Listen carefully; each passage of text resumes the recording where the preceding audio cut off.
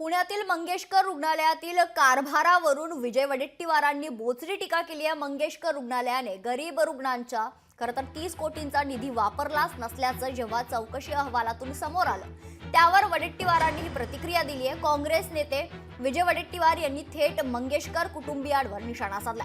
मंगेशकर कुटुंब हे लुटारू कुटुंब खरं तर असल्याचं वडेट्टीवार म्हणाले। या कुटुंबाकडे माणुसकी नसल्याचं वडेट्टीवारांनी म्हटलंय। यावरूनच आता अनेक राजकीय प्रतिक्रिया देखील येऊ लागलेल्या आहेत। पाहूयात। ते मंगेशकर कुटुंब हे लुटारूंची टोळी आहे। ते कोणी कधी दान केल्याचं पाहिलंय त्या मंगेशकर फॅमिलीनी? केवळ गाणं चांगलं गायलं म्हणून सगळ्यांनी मिरवलं। लता दीदी, आशा दीदी, हे दीदी, ते दीदी, अरे तेवढं जर समर्पण असतं जर लोकांसाठी आणि देशासाठी तर ते सेवा केली असती। हे सगळं मॅनेजमेंट आणि हे त्याची स्टोरी मी वाचतोय रोज।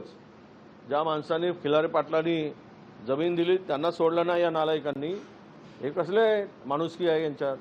हे तर माणुसकीला कलंक असलेले कुटुंब आहे असं मी मानतो। गरिबाची लूट करून गरिबाचं शोषण करणारं जर हॉस्पिटल असेल तर एक कलंक आहे आणि याला कोणी साथ देऊ नये, यांच्यावर कडक कारवाई झाली पाहिजे। काँग्रेस पक्षाचे विधिमंडळाचे नेते विजय वडेट्टीवार यांचं वक्तव्य मात्र क्लेशकारक निश्चितपणानं होतं। उदयनाथ मंगेशकर, लता दीदी, त्याचबरोबर ती आशा दीदी, त्यांचा सारा परिवार मास्टर दीनानाथ मंगेशकरांच्या मार्गदर्शनाखाली या सर्वांनीच जे मोठ्या प्रमाणाचं योगदान दिलंय ते या देशासाठी भरीव पद्धतीचं आहे।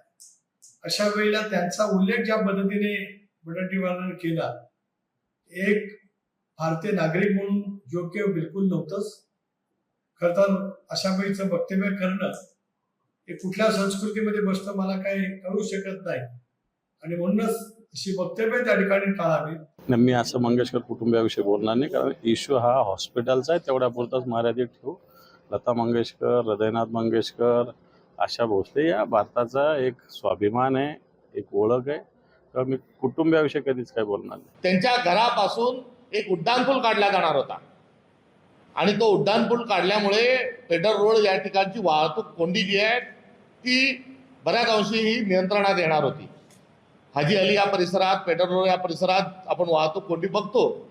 आता त्या ठिकाणी प्रस्तावित पूल एक उड्डाणपूल होणार होता, मात्र त्यावेळेस लता दीदींनी भूमिका घेतली की हा उड्डाणपूल झाला तर मी मुंबई सोडून देईल। त्यांचा हट्ट विलासराव देशमुख यांनी त्यावेळेस मान्य केला। गंभीर अशा स्वरूपाची एक चूक, अक्षम्य स्वरूपाची चूक लक्षात आल्यानंतर जर कुठलंही पावलं हे उचलल्या जात नाही, काही बोलल्या जात नाही, तर असे जे आरोप होत आहेत या आरोपाला फार मोठी जागा ही असल्याचं आपल्या सगळ्यांच्या निदर्शनास येईल।